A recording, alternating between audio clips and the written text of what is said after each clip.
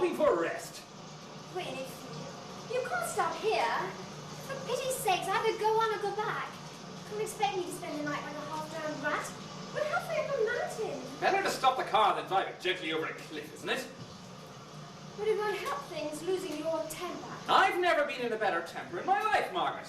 I love driving along a dark, deserted road, practically without headlights. I love the perpetual trickle of ice-cold water pouring down my neck. Really? I'm not the one who suggested this trip. You only have yourself to blame. Well, excuse me for trying to inject a little romance into our petty lives. I assumed you'd enjoy a little excursion. A little excursion? Oh, for heaven's sakes, Philip, we've driven over 200 miles in the dead of night. Now we're stuck in the middle of nowhere and in the worst storm I've ever seen in my life. It's not exactly a Sunday afternoon picnic, is it? Well, it's not like this is one of the happiest moments of my life either, if you care to know.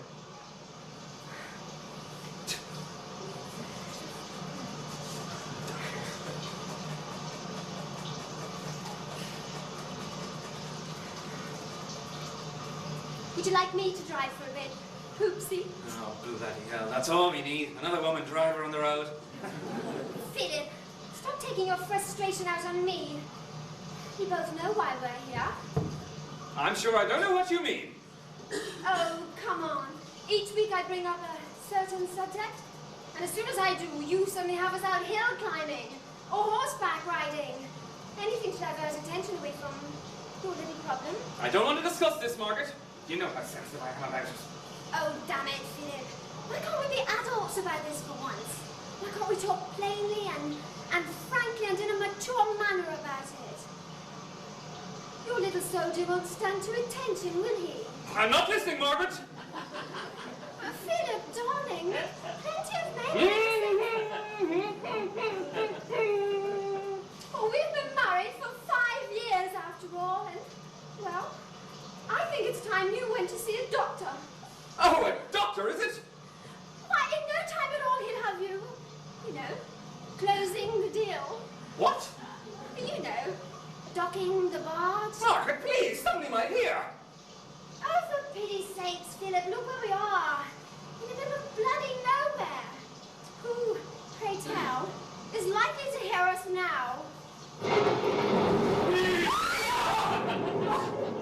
Well, I didn't mean to startle you. Oh, it's only you, Cousin Pedro. Yes, I was asleep back here smoking my pipe, having the most remarkable dream. Absolutely filthy. Pedro? Did you happen to hear what we were talking about just there? Oh, not a word, old chap. Now, where the devil are we? We don't know. We've lost our way. We're somewhere in the Welsh mountainside. 10 to 1 we don't make it back to Shrewsbury tonight. Oh, well, never mind. Oh, Mr. Waverton, what shall I do?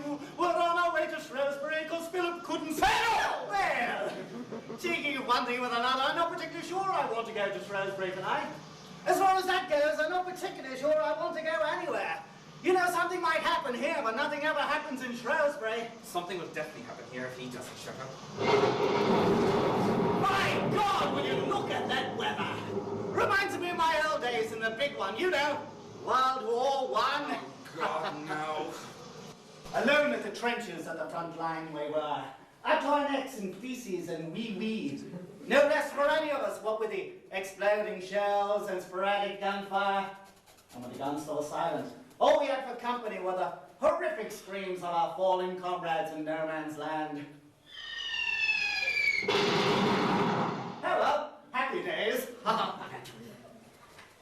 Look out over there! Oh, God! Oh, and you've broken the car, too. Well, listen, we can't go on. Stuck for the night, stuck for the night. Why don't you just shut your bloody... Oh, lights! Lights! Pull it over there. I don't know. That old dark house looks somewhat uninviting. Probably better push on when the old girl still has plenty of life in her. Well, I tell you what, that box is broken, so we may as well just go. Okay, chaps. Best feet forward. Yes. Huh?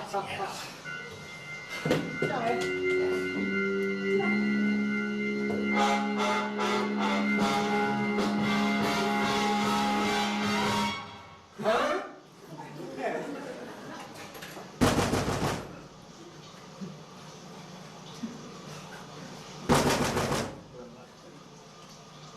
anybody there? Said the traveller with no hair.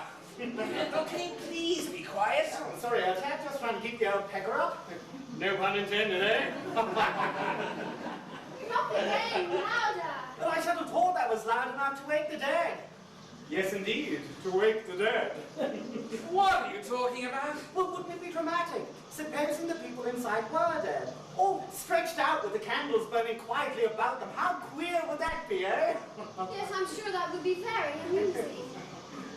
Listen, What is this? I'm sure I heard something.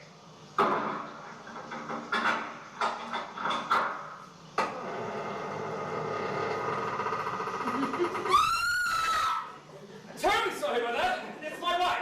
She was touching the flue. Achoo! We've come to ask for shelter. We've lost our way. Do you understand? Are you a simpleton? A bit soft in the old noggin, sir. Do you speak English? Please, sir, we can't go forward and we can't go back. Oh, Philip, that was horrible. I've just had the most terrible dream. There was this hideously deformed man, quite possibly the most ugly thing I've ever seen in my life. And he was standing there. Of course, she was talking about another hideously deformed man next door. Have you seen him? My gosh, what a freak! My God, he's Welsh! Evening tap! Fought with some of your boys at the front! My God, Welsh is such a queer language. Oh. Why then, that's a fine how do you do. I hope you trim on your beard and bring it on, you ugly misshapen fiendish brute!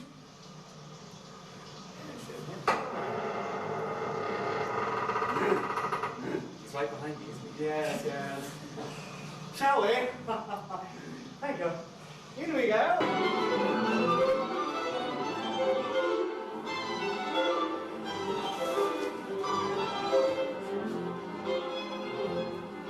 My name is Fenn. Horace Fenn. How do you do? My name is Waverton, Philip Waverton. May I introduce my wife? How do you do? Pendrell, 4th Battalion, retired with honours. Charmed, I'm sure. Likewise, old chap. Yes. Please excuse these. My sister was on the point of arranging these flowers. Spent weeks reorganizing them to exactly the composition she wants. Sometimes she'll spend hours a day conflicted over the placement of one little leaf. Me, I don't understand it. But to her, it is an art, and the one small pleasure she has in this dismal little prison of ours.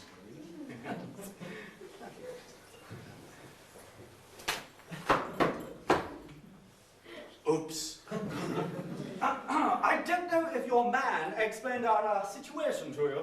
Ah, yes, he did his best, but I'm afraid I couldn't understand him. You see, Morgan is dumb. Oh, I see. As we thought it was because he was Welsh. Same difference. Oh, you are serious? Yeah, we were wondering, Mr. Fem, if you would put us up for the night. Shelter, Albin. Yeah, we can't go any further. Oh, well, none of that, brother. Oh dear, how awkward. How very awkward. What is it? What do they want? Allow me to introduce my sister, Miss Rebecca Fenn. How do you do? How do you do, yes? What are they doing here? What do they say? What do they want? What are they doing here? What's all the upheaval about? What's that you say? You will have to excuse my sister. I'm afraid she's a little deaf. In fact, when it suits her, sometimes quite deaf. The clatty bint. I heard that. They've come to ask if they can spend the night. Shelter. They've been caught in the storm. Of course they can't stay. They can't stay here. Not tonight. Sweet Lord in heaven, not tonight. But you see, there's a landslide. Why, half the mountainside seems to be crumbling. It only just missed us. The road's blocked behind. I'm pretty sure it's blocked in front as well. We hate to intrude, but really, what else can we do? Yes, there doesn't seem to be anywhere else we can go. You see, the road below is underwater, and for that matter, this place itself may be underwater pretty soon, or even buried. What's the matter, Mr. Fem?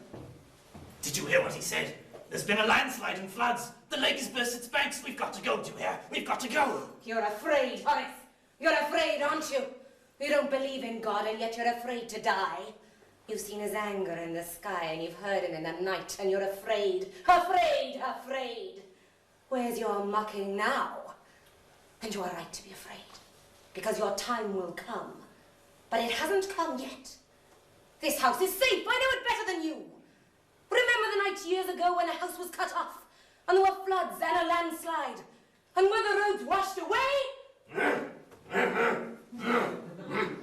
Exactly, Morgan. He says this house is safe because it's built on a rock. But that's not good enough. Rock sinks. We'll all be buried alive in water, or worse, drowned. But I'll be all right. I've got my special water wings. Avert your eyes. I see you coveting my salvation with your penetrating gaze. Well, I suppose you shall have to stay. But the misfortune is yours, not ours. No beds. They can't have beds. As my sister so delicately puts it, there are, I'm afraid, no beds permitted in this house. Darling Rebecca believes that beds lead to sins of the flesh. And who am I to argue with her? Well, that's quite all right. If we could just heat ourselves by the fire, I'm sure that would be fine. Oh, that's not actually a fire. It's only cardboard, see? Good God, he's right! But it looks so real. Yeah, it's such a clever illusion. So, by all means, warm yourself by the cardboard. I myself shall stay with you for the duration of the darkness. I don't believe I wish to go to my room myself tonight. Not tonight of all nights. No beds. They can't have beds. Yes, sister dearest, we have established that. Morgan!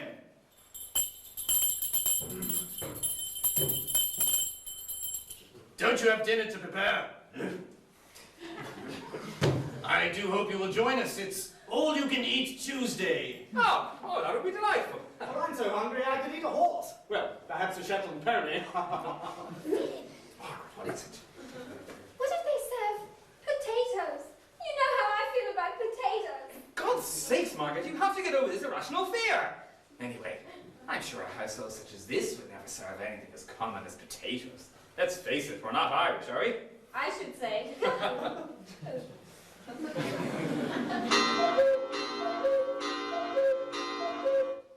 The bells! The bells! They're a portent of doom! But surely that clock chimes every hour. Yes, we're a very depressed household. Oh, Mr. Fenn, there is, however, one more thing. We've left our luggage back in the car. Oh dear. Unfortunately, I wouldn't send a dog out in this weather. Morgan! Fetch their luggage, will you?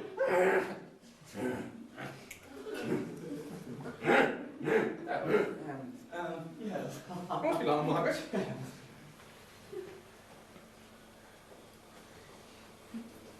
Miss Fenn? What? I say, Miss Fenn? What? Well, I'm terribly wet and I would be so glad if I could go and find a change of clothes. What? I wonder if I might change my clothes. You look wet. Go and change your things. Oh, thank you. Is there a changing room? What, not here, you harlot. Take your devil's dumplings and follow me. And that's what's jumping on my flowers.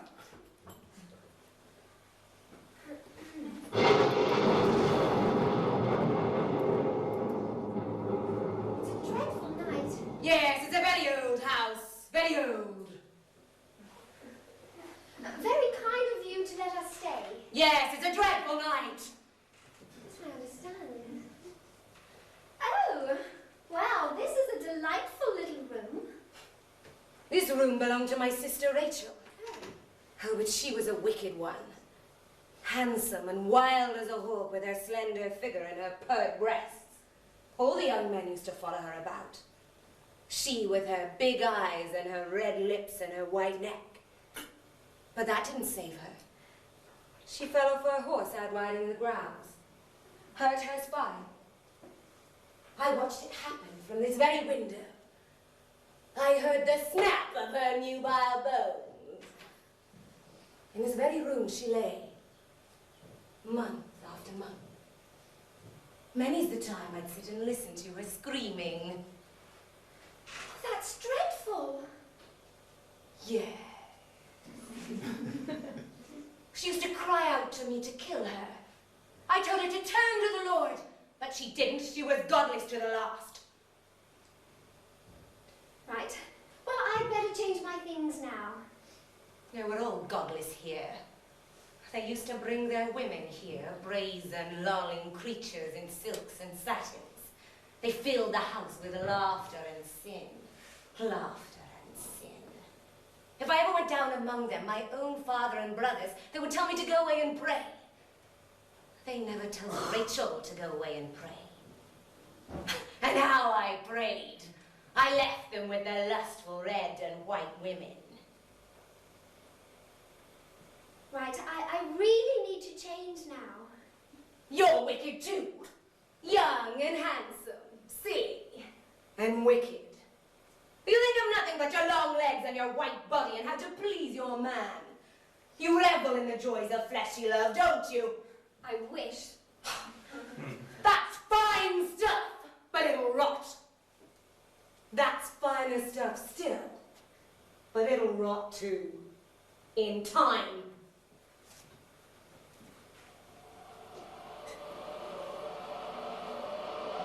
Oh, I see someone. In the garden on a horse. Oh my God, she can't have But she's looking at the window. She's looking at me. She's pointing. Red and white women, red and white. That'd be marvellous. So, what do you think of this whole thing? Oh, I don't know, Philip. Perhaps we should have gone on tonight. There's something decidedly peculiar about this old dark house. Well, at least there's a roof and a fire here. Not much of a fire, mind you, but at least it looks like one, eh? Now, Mr. Pendrell, Mr. Waverton, do you think you could join me in a drink? Mr. Fem, I honestly believe I could join you in a very large drink. Bravo to that out. Excellent. Thank you. Now, Mr. Waverton, I give you a toast to illusion. Well, I'm game. To illusion. Oh. Yes, my apologies once again. I'm afraid your gin glasses are also made of cardboard.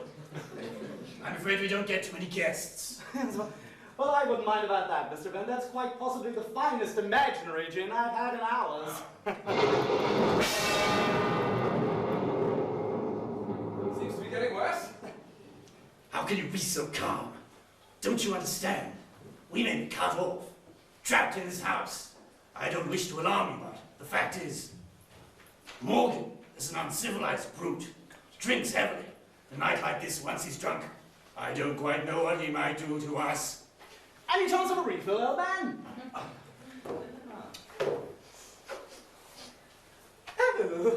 you make it look like a party. Oh, thank you. Philip, darling, you must have thought I was gone ever such a long time. I can't say I even noticed, Margaret. Oh. Dinner is served. Oh, yes. Alice, shouldn't we be getting late?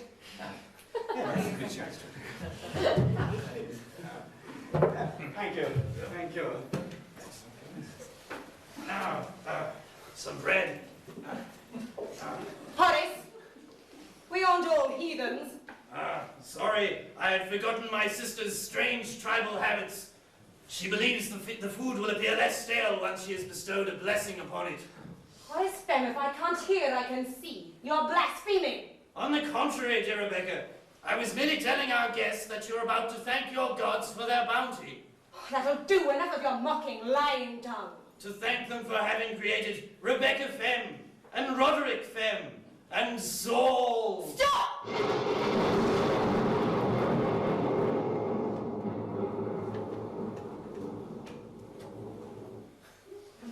Forgive, O Lord, these heathens that dine with us this evening.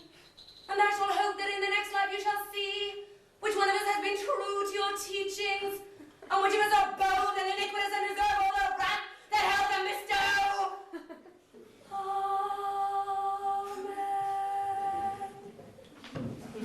Amen. Amen!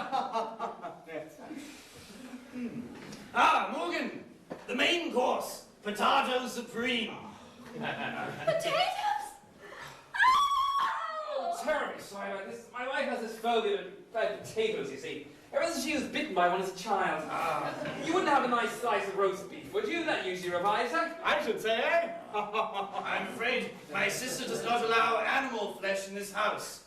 Has a problem eating any creature with sex organs. But vegetables have sex organs too, you know. Shh! Do you want us all to starve? Mr. Fem, you know, that is a very interesting portrait up there. A relative? Ah, yes. My father, the great Roderick Fem. A powerful man in an abstract and distinctly linear way. He used to brighten our days with his warmth and love. A decent fellow, most loved in and by the community. Really? When did he kick the bucket then? Oh, no, he's still very much alive. He's upstairs as we speak. I'm afraid he's very old. Oh? How old is he? He's 102. Marvelous stuff! Hurrah to the old topper! Hey. Unfortunately, my father and I no longer speak ever since the day he became incontinent. He's a wicked, infamous, and fertile old man. Fertile, did somebody say? Yes, he loved his way through many of the young ladies of the town. Did you know that we have over 87 illegitimate half-brothers and sisters? That's why we're eating potatoes. It's all we can eat, all we can afford, what with the bloody birthday presents. Thank God the DNA testing hasn't been discovered yet, we'd be ruined. But wasn't there anything you could do? Oh, we tried to have him neutered, but the vet damn near lost an eye. What if that'll do? For the duration of this meal, we shall eat in solace and solitude. You say either, I say either. You say neither, I say neither. Bloody hell, look at all these potatoes. Mark, another one of our town episodes again. So many bloody potatoes. So many Oh, look, here's one that looks like a little Willy. So many people. Maybe when they're leaving, I can hide in the motor. I can escape this desolate place. No chance, Horace. Over my dead body. Potato, potato, tomato, tomato. Yes.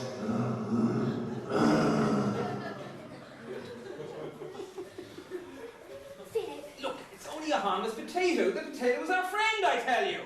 but Philip, I think that someone is coming. No, she's right, you know. There's somebody at the door. They can't come in. Oh, they must. It's positively murderous out there. Morgan, open the door.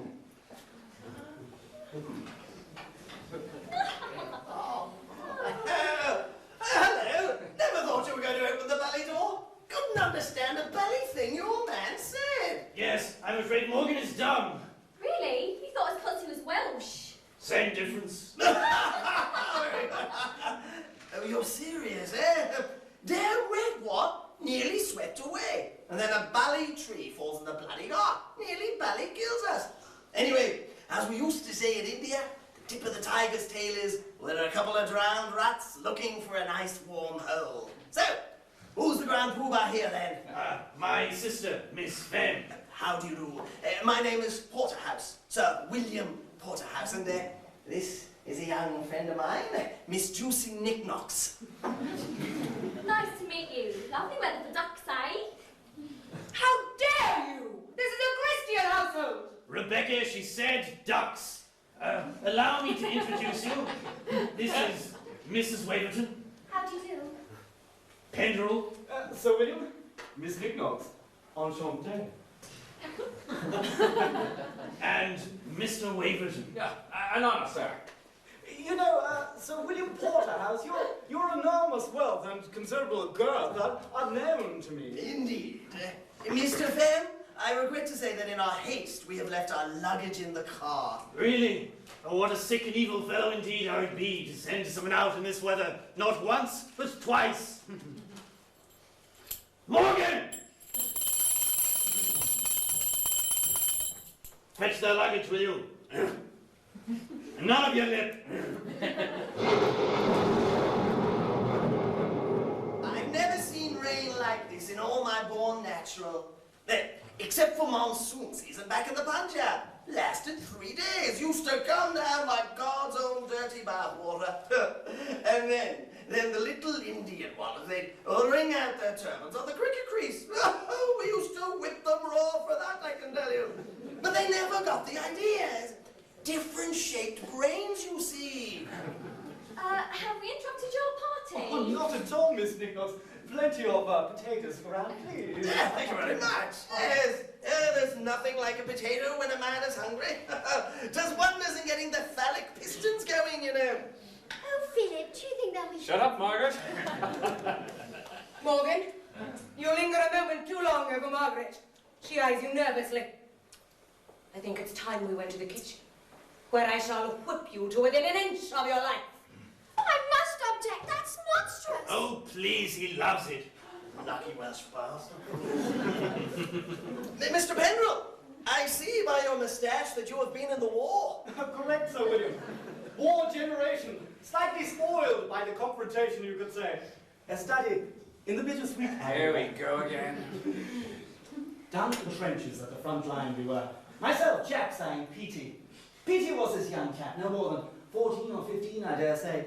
And we used to tease him silly in the showers, clapping our dripping towels against his clenched buttocks.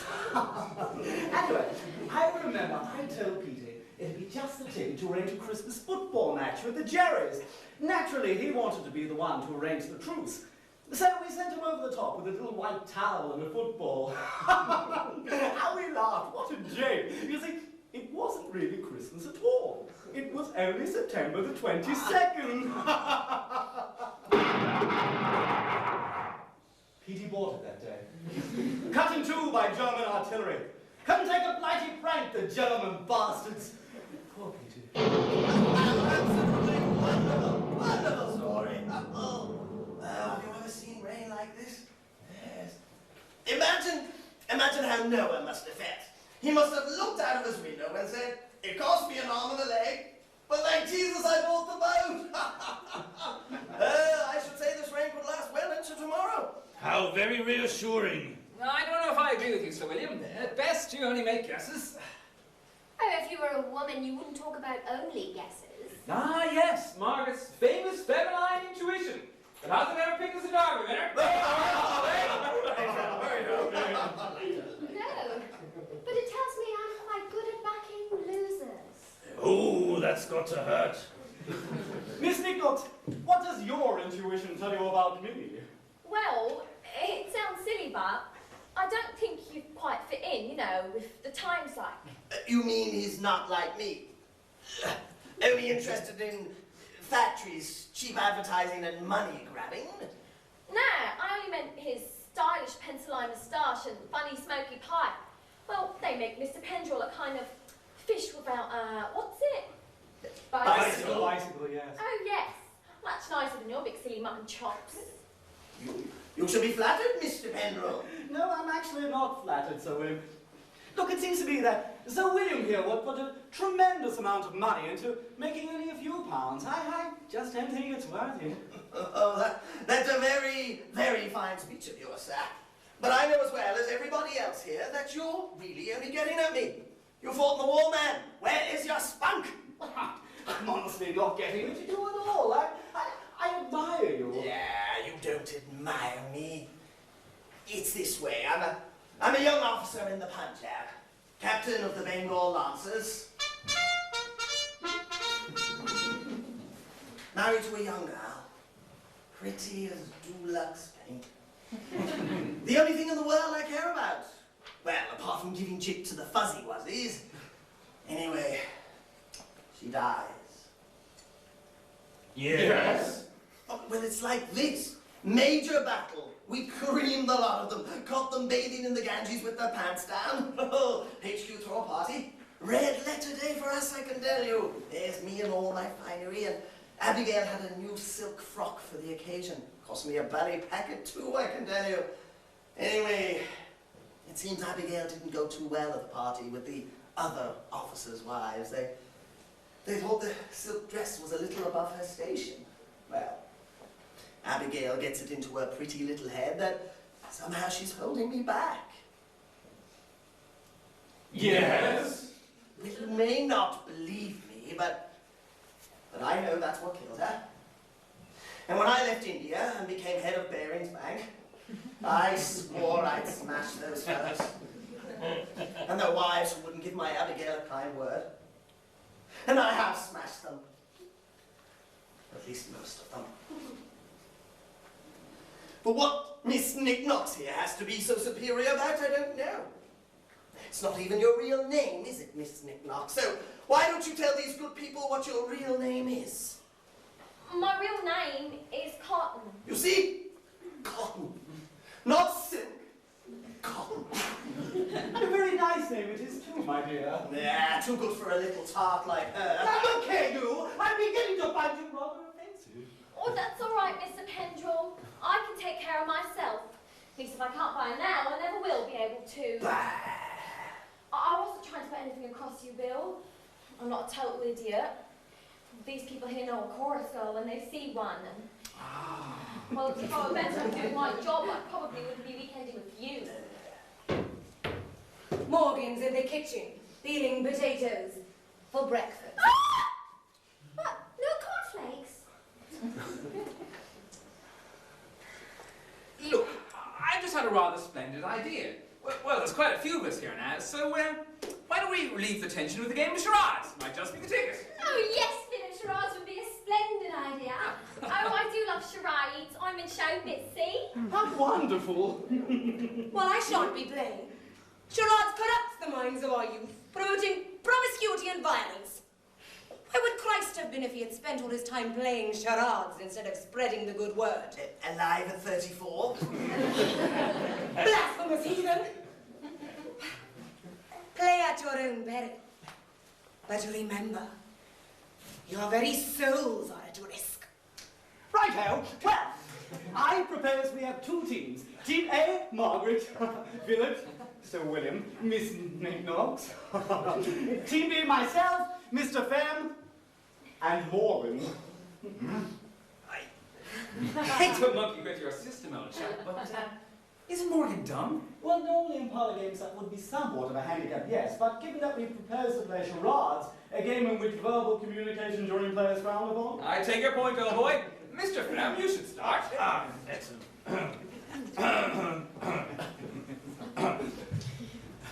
It's a play! It's a play. Very good. A spear? Yes. Ah, yes, yeah. Fish. Yes. Shakespeare! Oh, well done. Much ado about nothing. As you like it. Words. Time into the shrew. 2 words, Sir William. Hamlet. No, look at what he's doing. He's looking at the ladies. Menacingly. Lasciviously. Lustfully. He's staring lustfully at the wicked red and white women. He's thinking of their long legs and their white bodies and how he'd like to... Lear! King Lear, 2 words. King Lear. Rebecca, we have company. All right, it's my turn. Okay. So it's It's a song. and it has 6 words. all right. First word. First word. Rhyme me sideways on a Tuesday. Oh, Sir William, you always get it first time. You are clever. Well done, Sir William. Morgan's time.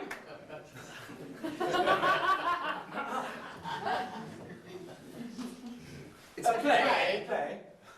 6 words. words. First First word. word. Point. Margaret. Everybody. You. First word, you. Second word. Small one. And is R. You are. Third word. Everybody. Here, you all. All. You are all. Fourth word. Morgan, back here. Young thing. Going. You're all going. Fifth word. Small word. Two. You are all. You are all going to. I don't think I know this.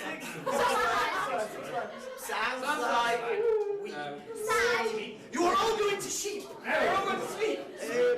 Cry.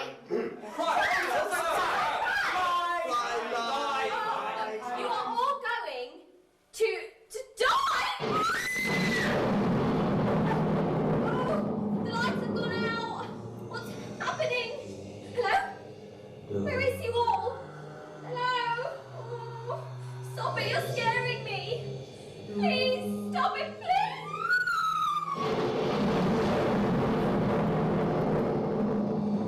Mystic dogs! Mystic dogs! I say mystic dogs! Mystic dogs! Juicy! Mystic dogs! Is that you, Mr. P? Mystic dogs, what happened? We're all dreadfully worried. You just disappeared onto that crack of thunder in the black house. Oh, my Tigger. Do you know what, Mr. P? I mortgaged my own mum for a drink. Well, as it happens, Mystic dogs, I may have a smallish flask of whiskey in my handbag. Would you care to join me? Oh, don't mind if I do. You know Mystic dogs. Oh, call me Juicy. All right, Juicy you are then. And what a beautiful name it is, too. Oh, well, my business manager suggested it. He said it had more bounce to it. Oh. Well, I think it sounds oriental, you know, like sweet and sour pork. Well, that's how he used to introduce me. Ladies and gentlemen, direct from the streets of O.P. King, Miss Juicy Knickknocks. Then I come out right and do me turn. Your turn. Yes, I do me song and then a couple of jokes. Yeah. Why did the Peking duck? He was peddling under a low bridge. Why did the satay pork? Well, there weren't nothing else to do in Peking after dark. I never got that one, but he used to laugh fit to bust every time I told it. You know, Mystic Dog. Oh no, call me Dorothy. Oh, goodness gracious, now, far too common. You know, Juicy, you really are the most fascinating creature. Quite fascinating indeed. Would you like to hear me song? Oh, well, that would be fascinating, yes. All right. Well, I really got to be wearing me balloons for you to get the full effect, right? Just pretend I got me balloons. Pretend you've got your balloons. Gotcha. All right. So, the music starts, right? Diddling, ting, ting, ting, ting. My name is Sam, I'm from Siam, it's somewhere east of Peckham. If you let me lick your chicken balls, I promise not to wreck 'em. I have balloons to hide me moon, and don't you know, oh chap, my stars and sunshine for the one that hides my Watford gap. Oh, goodness gracious, bravissimo, Miss Nicholas. Oh, and here, have a snifter. Oh, thanks. Bottoms up. Yeah, it's real scary here, isn't it? And that Horace and Rebecca, they are a wrong pair, aren't they? Yes, it certainly is a benighted household. You know, during the war, World War I, but you don't want to hear about that. You're young and pretty and full of friskiness. But yes, I do. You do? Oh, I could listen to you for hours. Tell me about the war. Oh, all right then. You see that whiskey flask you're drinking out of? It saved my life once. We were on a sortie into enemy territory. Just myself and my platoon, very hush-hush. Somehow I became separated from the chaps and found myself in this trench, nothing but rats and German corpses. Suddenly, in jumps a filthy Hun, rifle raised for the kill. I reached my own pistol, but empty holster. Since I'd left it back at base camp 1, took it out whilst playing gin rummy with the chaps. It chafed terribly against one's thigh. So anyway, here's this German, rifle raised. And he shoots. Well, it hits the whiskey flask in your breast pocket and saves your life. No. Funnily enough, it turns out that he's got no bullets either. So I sit him down, offer him a drink from the flask, let him finish off the whole thing, and then when he's gotten drunk and passed out on the floor, I take out a bayonet blade and slit his bloody neck. Good old whiskey flask, eh? Oh, how brave. My brave little soldier. I got a medal for it. A big one. I like you awfully. And I you. What are you thinking of? I was just thinking that I would like to pretend to be your lover, Miss Knickknocks, and that you are mine, body and soul. I would like to pretend to take you in my arms and press you to my chest, very, very tightly, very, very gently. I'd like it too. Would you? Would you, Miss Knickknocks? Why then, let's pretend.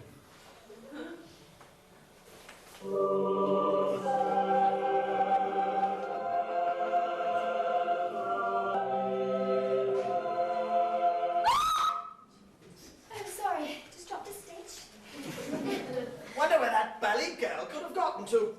Right in the middle of charades, too. Never even got to have my turn. And I'm surprised that Pendrell fellow went off to look for her. Oh, not all that surprising, really. I think Pendrell's quite smitten with Miss Knickknacks. What? Oh, said too much. Let him be quiet. With my gypsy? Never. Oh, never, never, never. When that pair reappear, I shall have words with them. Mark my words. Morgan's in the kitchen now, drunk, quite drunk. Oh, sorry, another stick. It's just only having this damn candlelight, Miss Stem. We can't see a thing. Isn't there anything we can do about the lights? No. Nobody understands our lights except Morgan, and as an electrician, I'm afraid he's somewhat temporarily disqualified. You wouldn't have a bigger lamp by any chance? A bigger lamp? No, we haven't got a lamp. What did they say? Nothing important, Rebecca, nothing. Oh, nothing important, eh? It happens I heard that time. They want a lamp. Give them the big one, there's oil in it. We used it the last time the lights went wrong. You know the one, Horace. I don't remember where it is. Suppose you get it, Rebecca. It's too big for me. And if you don't know where it is, I'll tell you. But you know where it is as well as I do. It's on the little table on the top landing. You know where the top landing is, Horace. At least you might believe there is a top landing.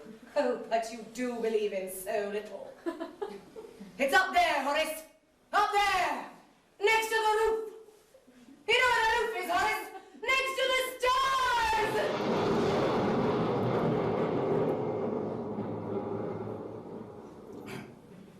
Yes, of course I know where it is, but I think it's a little too heavy for me to carry down all those stairs. Why don't you say what you really mean? You mean you're afraid to go up there alone? Here, you! What? Go with him! Take that! I don't know why I bother. It'll do you all good to sit in the dark.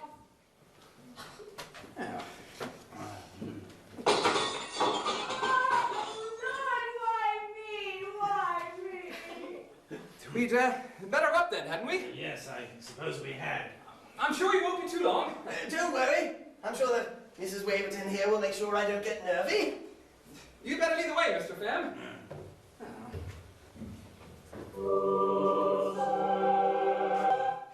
That was the best pretend snub ever. I agree, Juicy. Tell me what happened after the war. Well, I came back to a girl. Oh. You see, my father is a very, very, very, very wealthy man. Oh? Well, he always said she was no good, only after the money. Then when I came back from the war, I found he'd disinherited me from his will. Oh. Well, it turned out he was right about the girl for another wealthier man. My father, actually, never misses a trick, the old bastard. Anyway, let's talk about you. Oh, well, I know what you're going to ask me about Sir William. It's all right. I don't mind. Willie's all right, really. Well, we used to be quite close, but we're more friends now more than anything else. Well, you do know what I mean by anything else, don't you, Mr. Pendrell? It's Nignot. I am a man of the world. When one has spent 14 days and nights in the muddy Flanders trench with only a German sergeant major's left leg for company, I think one can safely assume that one knows the meaning of anything else. You're talking about a little bit of a how's your father, aren't you? No, sex. Ah. Well, he's a nice man, really. Treats me nice most of the time. Most of the time. There, Juicy, dry those tears. You're a nice creature, aren't you? Listen, Juicy has an idea. I think she must have gone mad, but she wants to live with you. Oh, I'm just flinging myself at your head. Oh, I had this feeling that I might be able to make you be a useful person. Do you think I'm mad? Quite mad, my darling. And thank God for it. Well, what do you say? I have a better idea than yours, an improvement on it. What is it? No, I won't tell you here. There's magic here. I'll tell you later on, back at the house. Perhaps even in the cold light of morning. Come on, let's go back to the others. No, let's stay here. Oh, I have this dreadful feeling something horrible might happen to us if we go back to this house.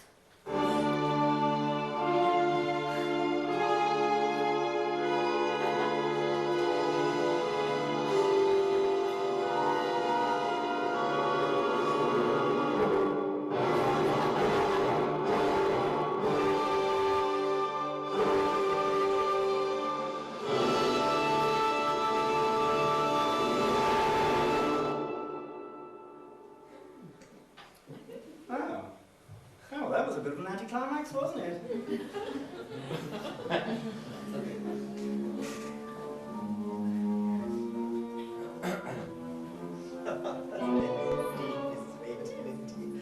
So, Mrs. Waverton, tell me, how long are you married? Oh, about 5 years now. 5 years, my God! Any children yet? No, not yet. Ah, well, that's a bally shame. You see, children are the most important gift a woman can give to the world.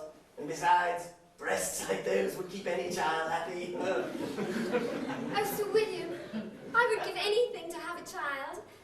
But, well, you see, it's not really my fault. No? If I tell you this secret, do you promise never to repeat it? It would kill poor Philip. On my honor with God as my witness, and on my mother's grave, I shall keep your secret. I remember this one time, this chap in my regiment came to me with a secret. It seems he had done away with his darling mother. She was a wealthy woman, and he had caught himself up in some gambling debts. I suppose he could have gone and asked for the money, but understandably he couldn't stand the shame. So you see, there was really nothing else he could do. He had to kill her. But young Timothy couldn't stand the guilt. Young Timothy Grant came to me and revealed his secret. He asked me to keep his secret, and I swore to Timothy that I would never reveal his secret. Young Timothy Grant of 94 Lambert Gardens, London, East 17. I swore to that young boy that I would take his secret to the grave with me. Oh, I forget what we were talking about now. Secrets! You have a deep and dark secret to get off your chest. And naturally, I will treat your secret with the respect it deserves. You can trust me, Mrs. Waverton. Right. Well, it's Philip. Yes. Well, his little monkey. He won't climb the banana tree. Philip's impotent. Oh.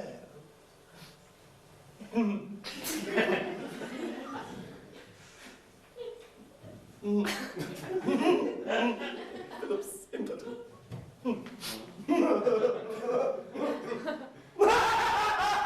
That's the funniest thing I've heard in years. Wait till I tell everyone. You opened it, didn't you? Well, you can go ahead and shut it. Go on, I can't. Shut what? The rain's pouring in, the floods are rising. If you don't hurry up, we'll all be drenched. Oh, it's the window in her room. I'm afraid I opened it. No. Go on, you opened it. You can shut it. Don't worry, Miss Fairmont. I'll go and shut it. Come along, come along. Wait till I tell you about Philip. He can't get it up.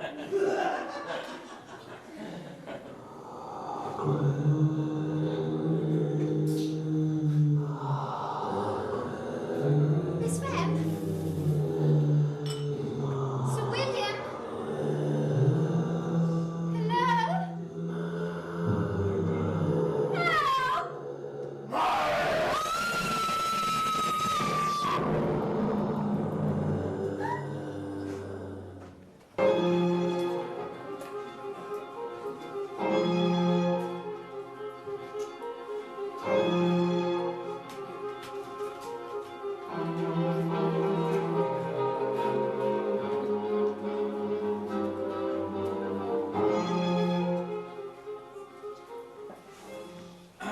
This is my room. Oh? Yes, there are one or two things I should very much like for you to see. Oh, I shall like you very much, but you must show me some other time. We've got to get that other lamp. Why, our very lives may depend upon it. Yes, about the lamp. Why should we bother about it? I mean, why don't we just stay here for a few minutes and then go back downstairs and say that we couldn't find it or that it's broken? I'm sure Rebecca will understand. Your sister doesn't seem the understanding type. You don't really get along, do you? It wasn't always that way. You wouldn't recognize us as children. Oh. How we used to laugh and play. 98, 99, 100. All right, sister, ready or not, here I come. Rebecca, where are you? Oh, come on, Rebecca, where are you? This isn't funny anymore. I'm scared.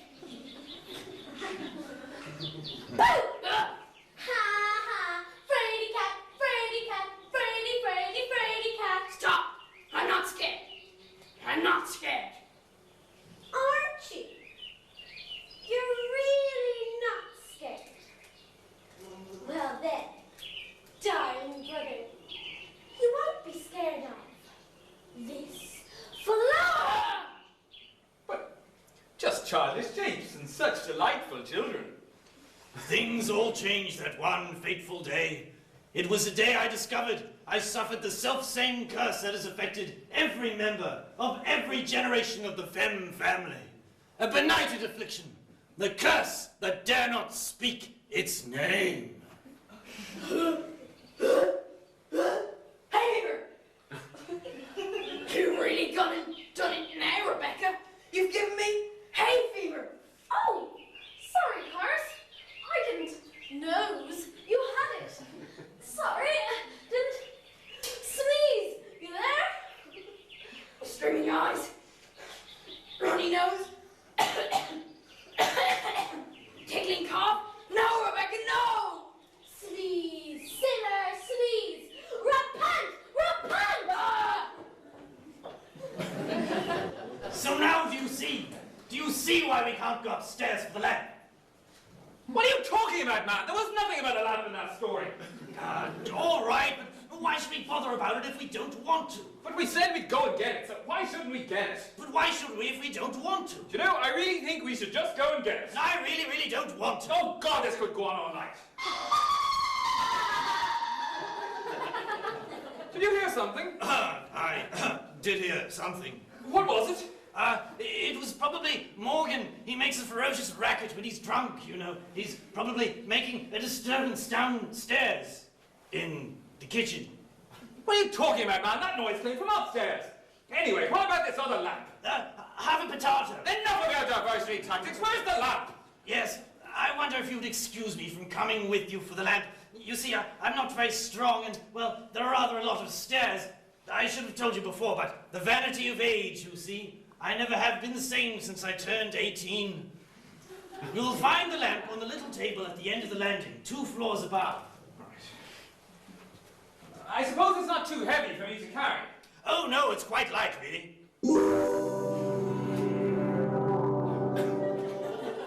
I see. Thank you. Thank you very much.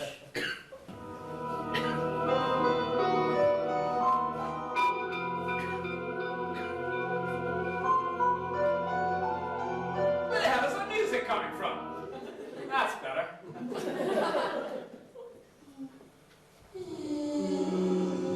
Hello? Hello? Hello, is anybody there?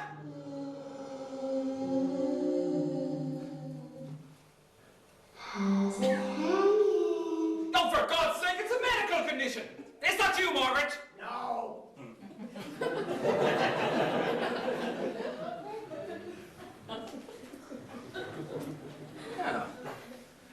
That's very queer. The saliva on this half-eaten potato is still quite warm. Aha! The big lamp!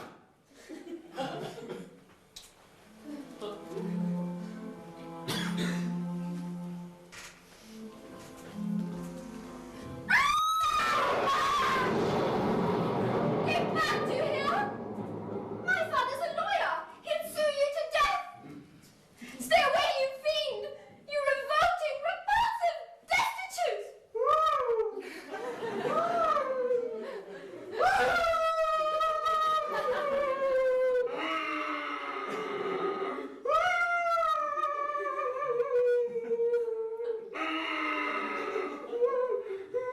Oh dear. Have I upset you? Terribly sorry. I didn't really mean those things I said. Oh, you're not all that bad. Quite definitely not the worst I've seen.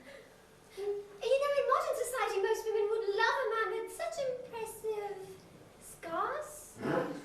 Oh, yes, of course. And now that I look at you, you're not an evil creature of the night. You're just a big baby. Oh, is that for me? Oh. Thank you. Oh, it's a poem. For me.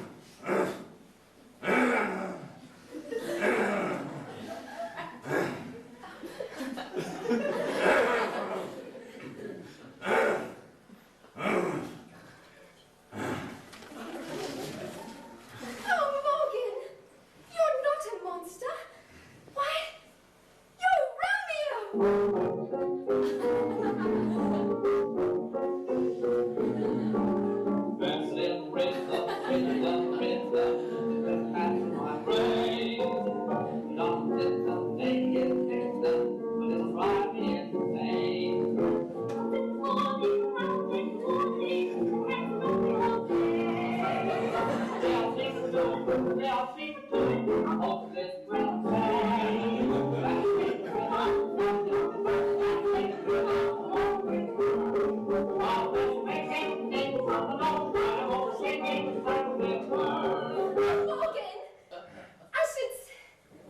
should so much like to hug you. Hugger! Mark! Get away from her, you fickle beast! Yes! Is that really necessary? You killed him! No, he's only stunned. Look, you can see him breathing from here. Oh, you poor brute. Mark, that's the thanks I get for saving your life. Oh, Philip, this is an awful house. I've seen better. Margaret, something strange has happened upstairs just now. Oh, if it's something else horrible, Philip, I don't want to know. No, it was nothing horrible. It was a strange, dark, evil, and mysterious voice beckoning me from behind the door. But that is horrible. I guess you're right. Anyway, we'll have to go and find out what it is, and I'm damned if I'm going on my own.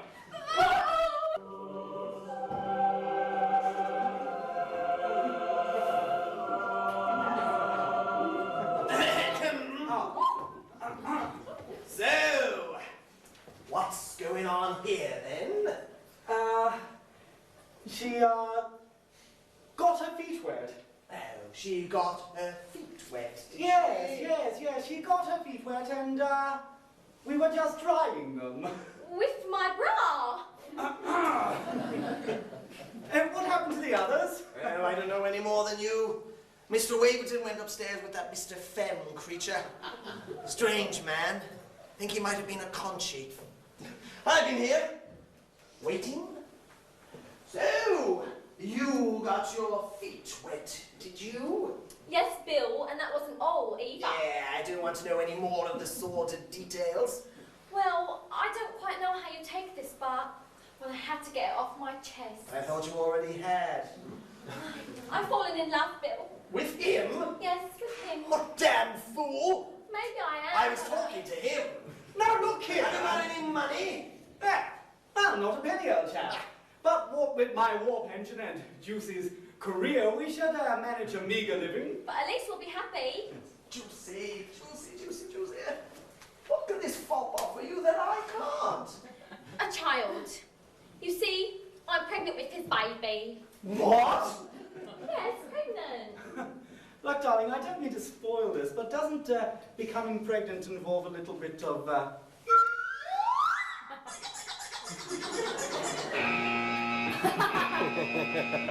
not to mention sometimes a smallish amount, if one has the inclination of, usually, of an evening. Don't ask me to explain it. Well, this house, this old dark house, it's a strange place, and well, strange things seem to happen here. I can't explain the pregnancy, but all I know is it's our child, and our baby needs to be loved. Oh, Juicy, put it like that, how can I refuse? Are you angry, Bill? Angry? A gentleman doesn't get angry. Thank goodness for that. He gets his gun, that's what he does. Wait here. No, but wait a minute. I told you he'd take it well, didn't I? Damn bitch!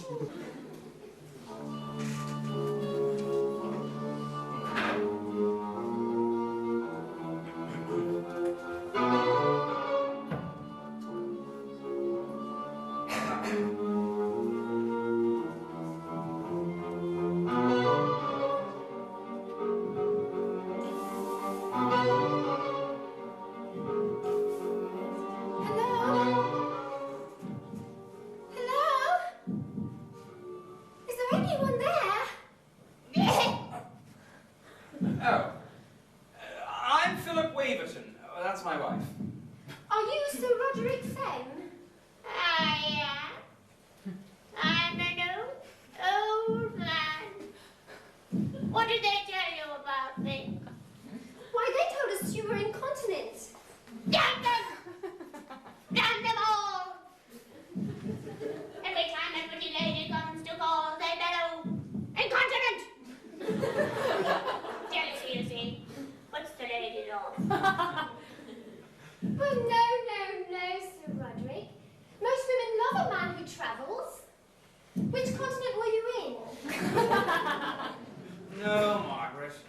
incontinent, you know. Now, I don't follow. Let me explain. And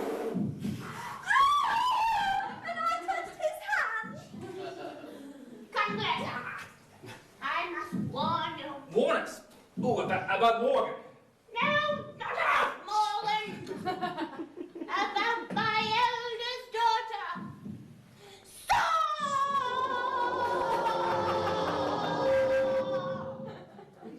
Saul? Isn't that a strange name for a daughter? She was the son I never had. That does wonders for my ego. Saul just wants to kill.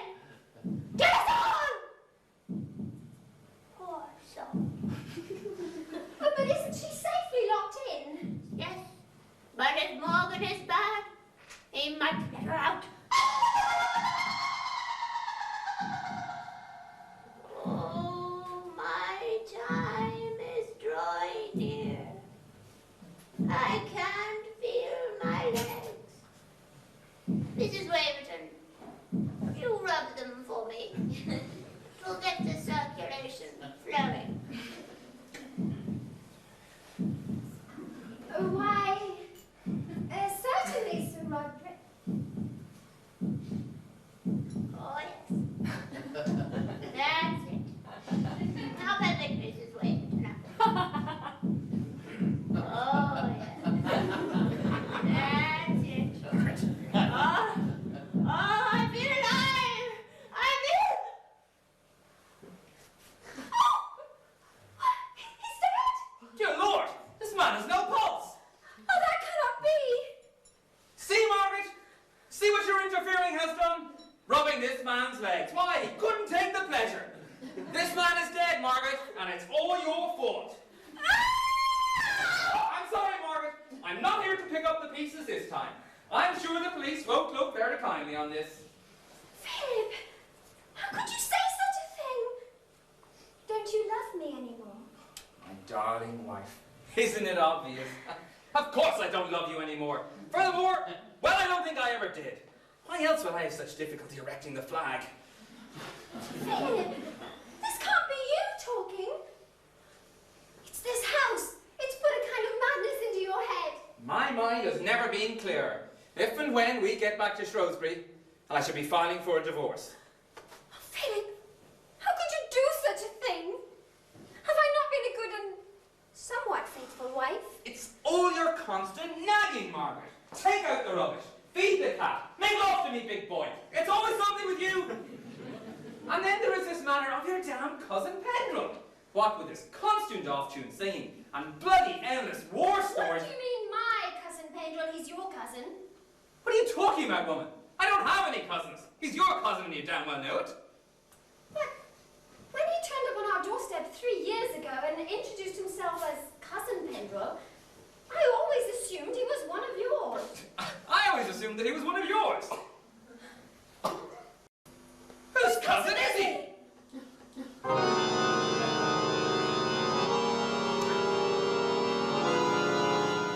I'll get stinky.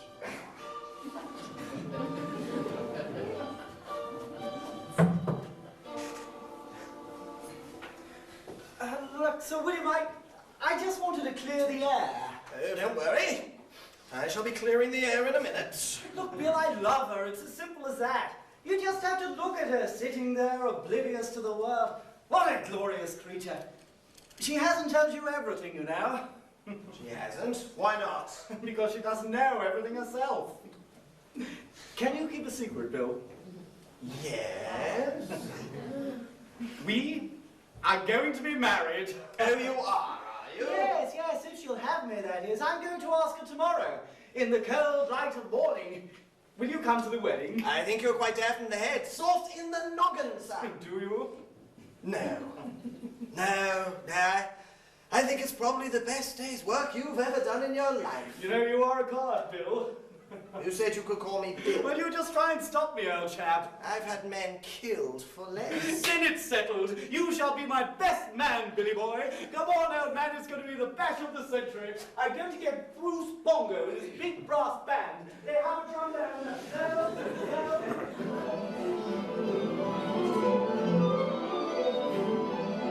Well, Margaret, this is Horace's room. It's time to face your fate. You'll have to tell him what you did back there to that poor old man. Oh, but what if he gets into a rage? He might attack me. Don't worry, Margaret, I'm here. I'll be sure he makes it painless. Mr. Pham?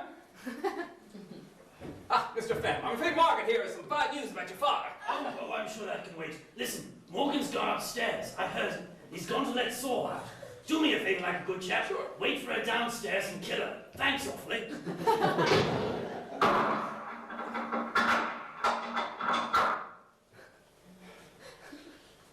Okay, what do we do now? Well, Can't we stay here? no, she'd probably try and set fire to the place or something. Come on, let's go. What is it? What's that noise? I don't know, but Margaret killed Sir Roderick Pham with her voluptuousness. Good Lord. I didn't mean to. Can't help being pretty. That's not the worst of it. There's another Pham to worry about, Saul, their sister. Apparently, she's a mad woman. Morgan's let her out and she's dangerous. We've got to do something. Where are they now? Upstairs, but they may come down at any minute. Ladies, fear not. Sir William here and I have both fought for king and country. Our bravery is like tempered steel. We shall not let you down. Haven't seen an exit out of this place, have you, old chap? It's locked, I'm afraid. Bugger! Oh, not so tight, I told you before. I knew I felt something dreadful was going to happen. Listen, couldn't we try and talk some sense into this Saul thingy? No, we can't do that. She might even set fire to the place. You just never know with her. Well, let her. Let the rotten old place burn. I wish you would. Well, that's all right, but what about the fans? Speak of the devil! The devil, Oh.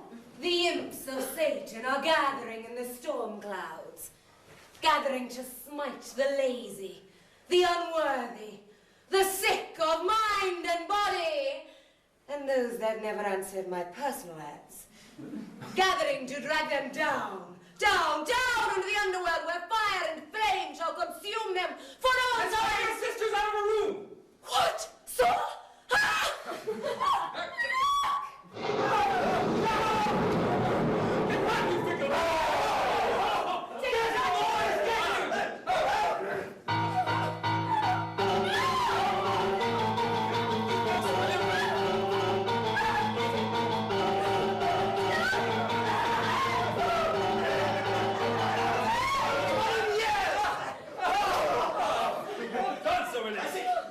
Well done, chaps. Take him in the kitchen.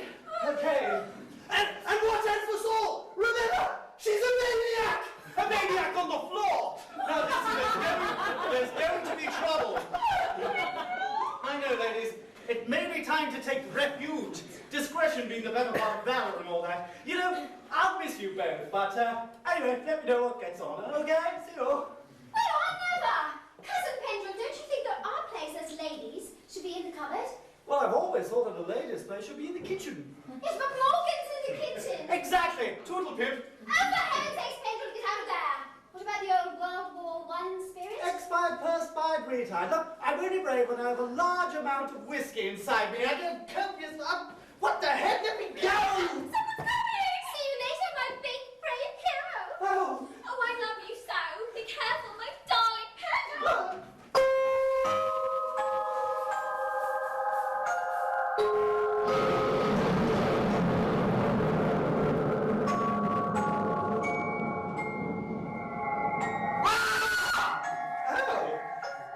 Please don't touch me. Well, what is it? I'm not mad.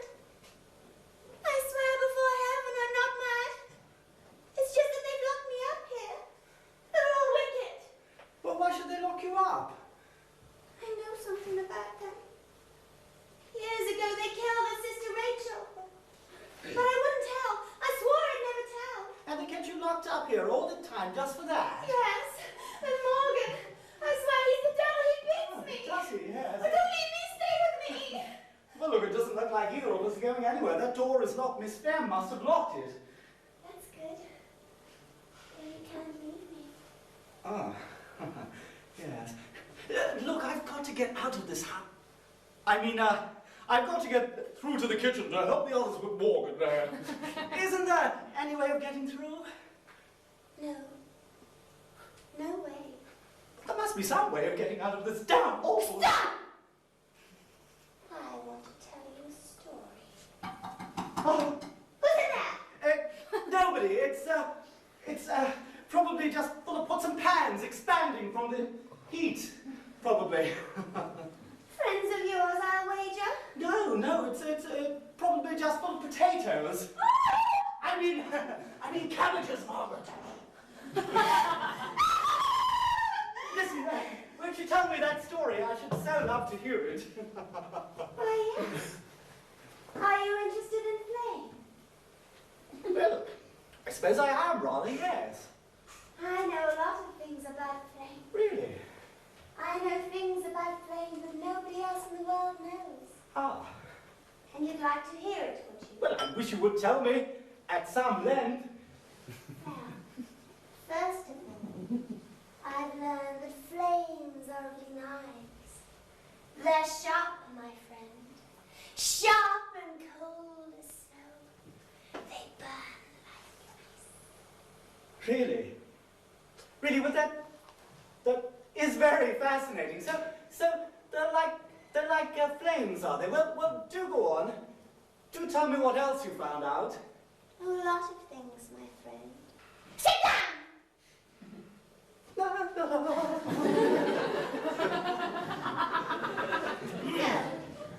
you thought you could cheat me, did you?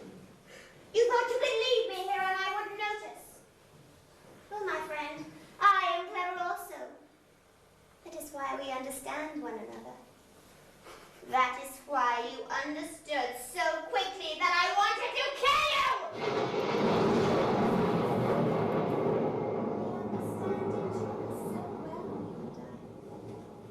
Well, my friend, tonight we shall die together in flame!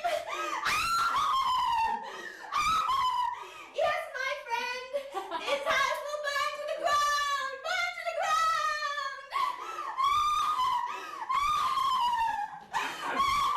Listen, I hate to interrupt, old girl, but you do realize that, that is stone, and it won't ignite. Not with that match when it's that wet.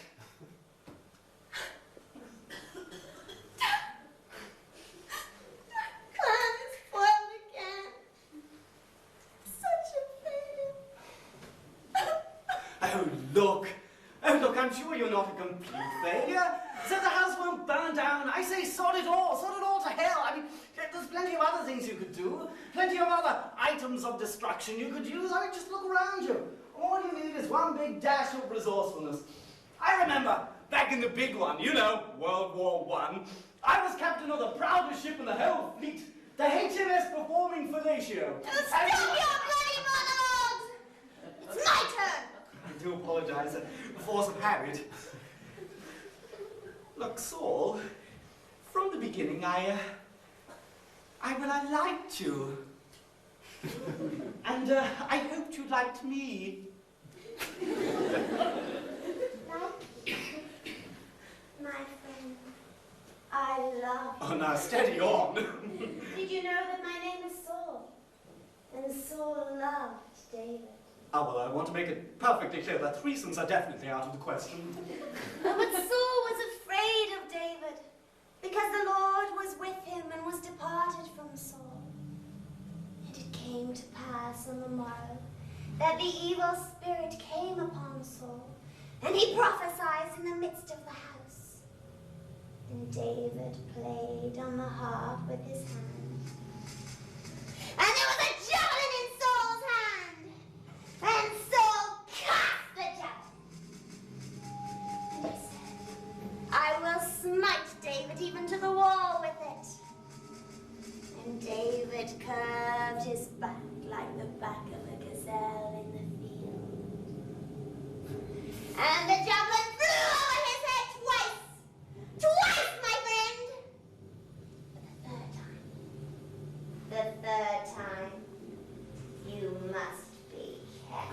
Now look, it's silly to lose me.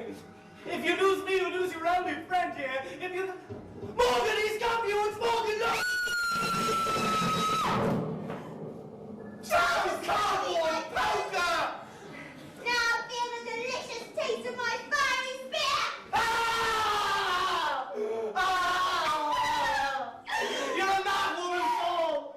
You would have made a great commanding officer! Ah! Hold on a minute. My whiskey flask! Yet again it has come to my rescue! Ah! How does it feel, my fine friend? Daylight slipping away from you, and darkness coming forward towards you. How does it feel? A bit in the sore side, actually, but thankfully you seem to miss all the major arteries. Ah! Ah!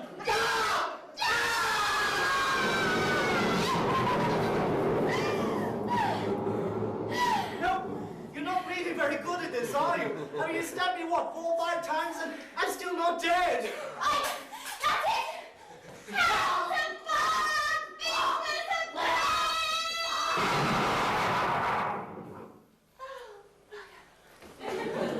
Damn good shot, what? Like we were thought back in the Punjab. Never shoot till you see the backs of their hides.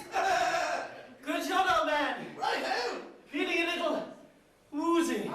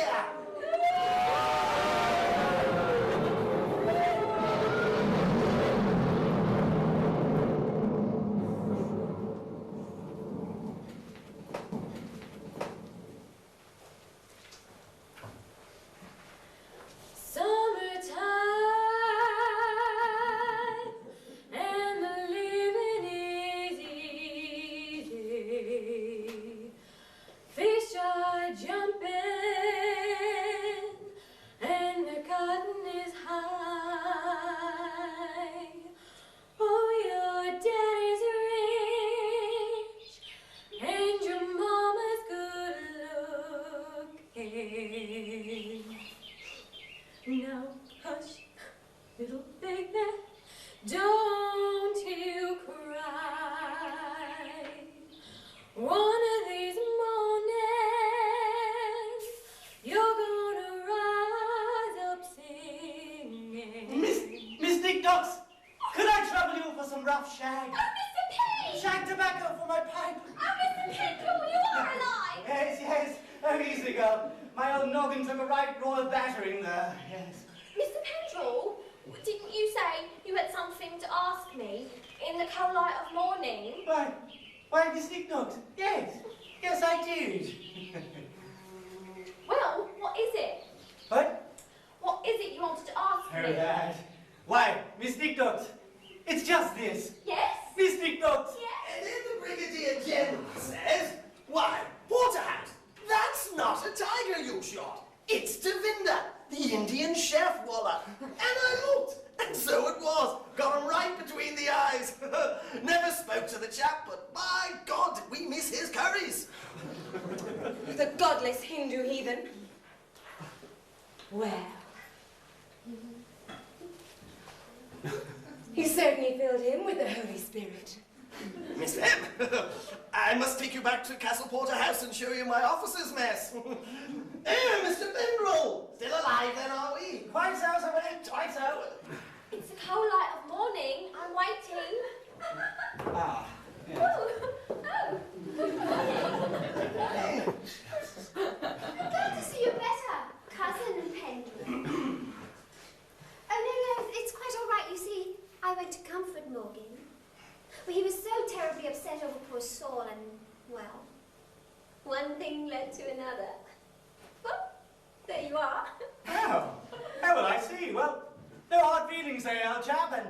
by the way, well done. She's a fine filly. All that, and her sense of humour too. Good morning, everyone. I trust we all slept well. I, for myself, spent hours tossing and turning. Yes, I slept fitfully, that is, until I was joined by Mr. Waverton. He said that there was something that he would very much like for me to see. I had to go. Oh, shut it, you tart, you loved it. Good Lord!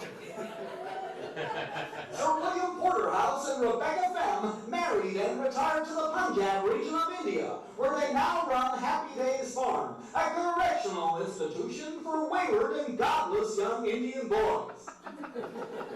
Margaret Waverton and Morgan left England for the sunnier climes of California, where Margaret became a sex therapist. Morgan embarked on a successful career as a model for Calvin Klein underwear. They are currently expecting their 7th child.